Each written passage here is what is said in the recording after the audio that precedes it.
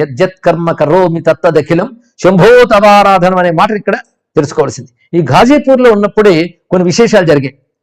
ఈయన యొక్క మాటలు ఇవి చూస్తుంటే ఒక దీపం వెలిగించాక కాంతి ఎలా ప్రసరిస్తుందో మహాత్ముల నుంచి అతని ప్రయత్నం లేకుండానే అతడి గొప్పతనం బయటపడుతూ ఉంటుందని. అలాగా చాలా మంది ఈ మేధావి మాటలు వినాలని వచ్చేవారు స్వామీజీ దగ్గరికి. ఆ వచ్చిన వాళ్ళల్లో పాశ్చాత్య వ్యామోహం చూశారు. ఎందుకంటే విదేశస్తులు పాలిస్తున్న రోజులు, అప్పటికే వ్యామోహం బాగా పెరిగింది. ఇప్పుడు అసలు స్వదేశీ గుర్తే లేదండి, అది వేరే విషయం. వాళ్ళ పాశ్చాత్య వ్యామోహంతో వాళ్ళ నడక, దుస్తులు, ప్రవర్తన అంత పాశ్చాత్యాన్ని అనుకరిస్తుంది. అలాగా వాళ్ళు వచ్చేవారు. పైగా ఈ ప్రమద్దాస్ వాళ్ళని తీసుకొచ్చేవాడు, ఇది మిమ్మల్ని దర్శించడానికి వచ్చారండి. చూసి ఏంటయ్యా వీళ్ళు ఇలా ఉన్నారు ఇక్కడ అని ఆయన మందలించాడండి వివేకానంద. విదేశీయులు ఇక్కడికి ఎలాంటి నాగరికతను తీసుకొచ్చారు, పైగా ఎటువంటి ఐహిక వ్యామోహం కల్పించారు. భారతీయులు దుర్బల హృదయులైపోయి వాటిని అనుకరిస్తున్నారు. అంటే విదేశీయులను అనుకరించడం అనేది దుర్బల హృదయం వల్ల ఏర్పడుతుంది అని చెప్పాడు. అంటే తాము దేనికి పనికిరాని వారము అనేటువంటి ఒకానొక న్యూనతాభావం ఏర్పడి ఆ విదేశీయులపై ఆరాధనాభావం కలిగి వాళ్ళను అనుకరించడం ఎక్కువైపోతుంది. ఈ దుర్బల హృదయులైన వారిని విశ్వనాథుడే రక్షించుగాక అన్నారు వివితిషానంద. అంతే కదా, ఆ సమయంలో అక్కడికి వచ్చినటువంటి పాశ్చాత్య వ్యామోహంతో అనుకరిస్తూ ఇప్పుడు ఈయన పట్ల ఆకర్షితులు వచ్చినటువంటి యువకులందరికీ ఆయన గొప్ప మాట చెప్పాడు. అది నేటి యువతకు కూడా గొప్ప మాట, చాలా విశేషమైన మాట చెప్పాడు. కానీ కొద్ది ముఖ్యమైనవి చెప్పుకుందాం. నాయనా, మనదైన సంస్కృతి ఉన్నదంతా బలవంతంగా తీసిపారేయడం కానీ, అదేవిధంగా తోలనాడడం కానీ ఇది గొప్పది కాదు. పైగా సంస్కరణ రూపంతో మీరేం చేస్తున్నారంటే ఈ సంస్కృతిని అర్థం చేసుకోకుండానే ఆ పాశ్చాత్య భావాలు ఇందులో చొప్పించడమే సంస్కారం అనుకుంటున్నారు. సంస్కరణ అనే పేరుతో చాలా మంది ఇలాంటి తప్పు చేస్తున్నారని చెప్పాడు ఇక్కడ. సంస్కరణ అనేది ఆ మధ్యకాలంలో ఎక్కువైందండి. సంస్కరణ అంటే పాశ్చాత్య భావజాలం చేత ఆకర్షితులై అవేవో గొప్పవనుకుని మన సంస్కృతి అవహేళన దృష్టితో వాటిని ఇందులో కలుపుదాం అనేటువంటి భావాల్ని సంస్కరణ అనేవారు. ఈయన తిట్టాడు దాన్ని.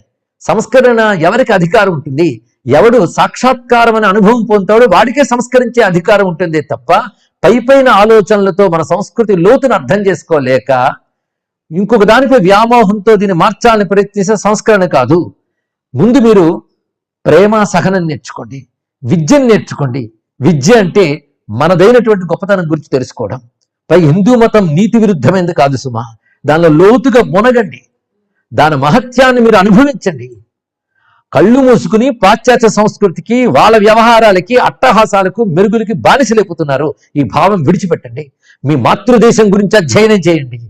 ఈ జాతి, దీని యొక్క జీవధాతువు, ఈ జీవనాధార ప్రాతిపదిక, వీటి ఉద్దేశాలు ఏంటో తెలుసుకోండి అని గట్టిగా చెప్పాడండి. ఈ మాటలు ప్రతి మాట మంత్రం వంటిదే. ఇప్పటి యువత బాగా తెలుసుకోవాల్సిన మాట ఇది. ఎందుకంటే మనదైన దాని మీద ఇసుమంత కూడా గౌరవం లేక ఎవరైనా పెద్దవాళ్ళు ప్రస్తావన చేస్తే చాలు వెర్రిగా వెకిలిగా నవ్వుతున్నటువంటి యువత చాలా మంది ఉన్నారు. పైగా మొన్నటి తరం కూడా కొన్ని అనుకరణలు, ఆచారాలు పాటించినప్పటికీ కూడా వాళ్ళ అంతరంగంలో మాత్రం ఈ సంస్కృతిపై గౌరవం లేదు. ఎక్కడో పాశ్చాత్య సంస్కృతి, వాళ్ళ సుఖజీవనము ఇదే మా పిల్లలకు వస్తే చాలు అంటూ ఈ సంస్కృతి వాసన లేకుండా పిల్లల్ని పెంచారండి. అలాంటి వాళ్ళు వాటిని పాటించడం లేదు సరికదా, తర్వాత తరాల వల్ల అలాగే తయారు చేస్తున్నారు. కానీ ఆనాడు స్వామి వివేకానంద ఇచ్చిన హెచ్చరిక ఆ తర్వాత వాళ్ళు కొనసాగించలేకపోయారు చాలా మంది. అందుకే ఇప్పుడు దుస్థితిని చూస్తున్నాం.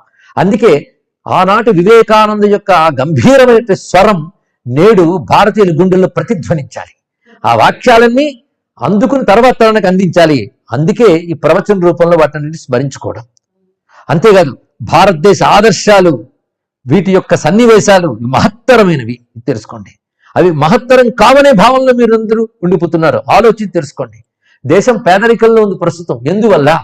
పరాయి వాళ్ళ దాడి వల్ల, దోపిడీ వల్ల ఇలా తయారయ్యాం. ఒకప్పుడు గొప్ప సంపన్న దేశమే, కానీ అసలు పేదరికం ఏంటో తెలుసా? బాగా తెలుసుకోండి. ఇక్కడ మన నాగరికత, మన ఆధ్యాత్మికత, మన పరంపర, వాటి గొప్పతనాన్ని మనం తెలుసుకోలేకపోవడమే పేదరికం. ఇది తెలుసుకోండి.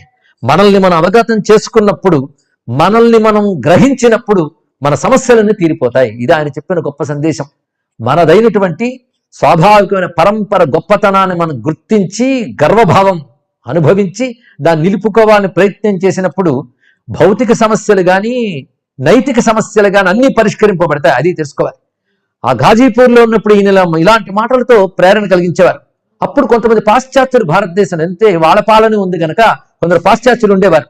అందులో పెన్నింగ్టన్ అనేటువంటి ఆంగ్లేయ దంపతులు, అలాగే వాళ్ళు రౌస్ పెన్నింగ్టన్ అనే దంపతులు, వారు మరికొంతమంది రిబెట్ కార్నక్ ఇలాంటి వాళ్ళు వచ్చేవారు.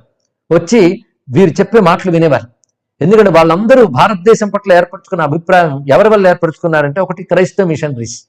వాళ్ళు భారతదేశంలో కనిపించే ప్రతి దానిని నెగిటివ్ దృష్టితో చూడడం, అవమానించడం, అవహేళన చేయడం. అది ఎందుకంటే వాళ్ళ మతంలో గొప్పతనం చెప్పుకుంటే సరిపోతుంది, కానీ ఇంకొక మతాన్ని నిందించి మీరు పనికిరాని వారు అని చెప్పుకోవడం వాళ్ళ స్వభావాల్లో ఒకటి అయిపోయిందండి. ఇక్కడ ఆ వాళ్ళు చెప్పినటువంటి మాటలు, వాళ్ళు చెప్పిన చరిత్ర, అదేవిధంగా మన సంస్కృతిలో ఉంటూనే ఈ సంస్కృతిపై గౌరవం లేనటువంటి కొంతమంది చెప్పినటువంటి కల్పనలు, ఇవే వాళ్ళు చదివేయడంతో మన సంస్కృతిపై వాళ్ళకి అవగాహన లేదు. కానీ మన సంస్కృతిలో ఉన్న అద్భుతాన్ని, అందులో ఉన్న ఔచిత్యాలని, ఔన్నత్యాలని వివిధిషానందు చెప్తూ ఉంటే ఈ పాశ్చాత్యులు ఆశ్చర్యశక్తులైపోయారు. వాళ్ళకి సత్యం తెలిసి వచ్చింది. అప్పుడు పెన్నింగ్టన్ దంపతులకు మాట అంటారు, మీలాంటి వాళ్ళు ఇక్కడ మాత్రమే కాదండి, మా ఇంగ్లాండ్కి రావాలి, అక్కడ మీ భావాలు ప్రచారం కావాలి అన్నారు. ఇది మొట్టమొదటిగా పాశ్చాత్య దేశాలకి ఈయన రావాలి అనేటువంటి ఒకనొక ఆహ్వానం. కానీ ఈయన దాని మీద దృష్టి పెట్టలేదు.